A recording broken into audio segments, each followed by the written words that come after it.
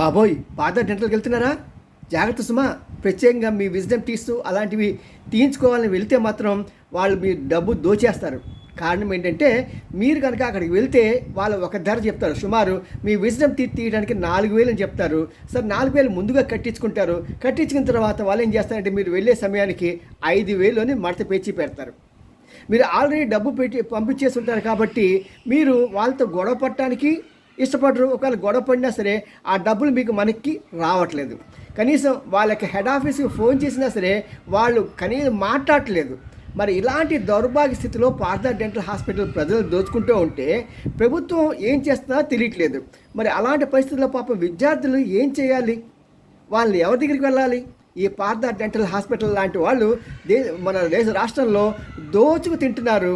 మరి వీళ్ళకి పోలీసులనే సహకరించి విద్యార్థులకి వారి యొక్క డబ్బులు వారికి తిరిగి అందజేయాలని కోరుతున్నాం.